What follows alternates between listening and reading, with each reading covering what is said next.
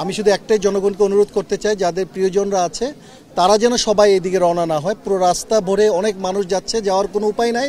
শুধু আপনারা বরং আমাদের জন্য আরও বেশি প্রবলেম ক্রিয়েট করছেন, কারণ একদিন পরে আপনারও পানি লাগবে। ওখানে পানি নাই, ড্রাই ফুড নাই। তো আমরা সব ক্যারি করার চেষ্টা করছি। যে কারো ভাবনার চেয়ে অনেক বেশি পানি এসেছে এবং পানির উচ্চতা বেশ উঁচু।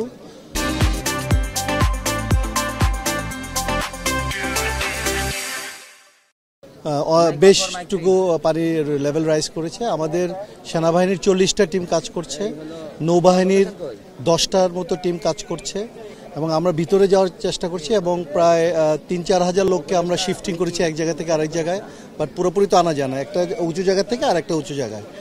এখন আমাদের আমি আসার পথে দেখলাম ফুলগাজীতে প্রায় 1 হাত পানি কমেছে। ফুলগাজীতে, পরশুরামেও আমাদের আজকে 3টা টিম গেছে, 3টা টিম ওখানেও বেশ কিছু পানি কমেছে বলে আমি শুনেছি। আমি পরশুরাম পর্যন্ত যেতে পারিনি, আমি ফুলগাজী পর্যন্ত গিয়েছি। এখন যেটা হলো যে কিছু কিছু হসপিটালে প্রেগনেন্ট মহিলারা আছে, যেমন আমার স্পিড বোটও 3 জনকে আমি নিয়ে আসছি, আমি এসে সদর হসপিটালে দিয়েছি। তো আমার ট্রুপসকে আমি ইনস্ট্রাক্ট করেছি যে আগে যারা অসুস্থ তাদেরকে ট্রান্সপোর্ট করার জন্য। আর এদিক থেকে আমাদের যত রিলিফ ম্যাটেরিয়াল আছে সব রিলিফ ম্যাটেরিয়ালগুলি আমরা দিয়ে দিচ্ছি এবং আসার পথে পেশেন্টদের নিয়ে আসবে। আমি শুধু একটাই জনগণকে অনুরোধ করতে চাই, যাদের প্রিয়জনরা আছে তারা যেন সবাই এদিকে রওনা না হয়। পুরো রাস্তা ভরে অনেক মানুষ যাচ্ছে, যাওয়ার কোনো উপায় নাই। শুধু আপনারা বরং আমাদের জন্য আরও বেশি প্রবলেম ক্রিয়েট করছেন, কারণ একদিন পরে আপনারও পানি লাগবে। ওখানে পানি নাই, ড্রাই ফুড নাই। তো আমরা সব ক্যারি করার চেষ্টা করছি। আপনারাও সবাইকে বলুন যে আপনারা না যেয়ে সেনাবাহিনী অথবা স্বেচ্ছাসেবী বাহিনীগুলিকে সহায়তা করুন খাবার দাবার দিয়ে, যাতে ওরা ওখানে পৌঁছাতে পারে। আর যারাই এখানে আছে, আশেপাশে যারা আছে, এখানে যেন খাবার দাবার না দেয়। ভিতরে অনেক ডিস্ট্রেস মানুষ আছে, ওখানে খাবারটা দিতে হবে। পানির ফ্লো এখন রিসিডিং, পানির ফ্লো এখন কমে যাচ্ছে। হ্যাঁ, ফুলগাজীতে এক রাতে প্রায় 1 হাত পানি কমেছে।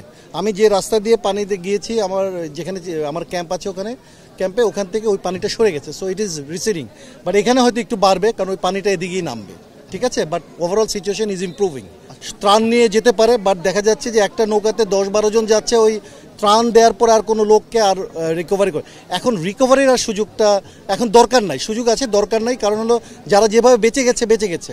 সো এখন তাদের খাবার পানি দিতে হবে এবং ড্রাই ফুড দিতে হবে, আর যদি মেডিসিন নাই, 2-3টা জিনিস।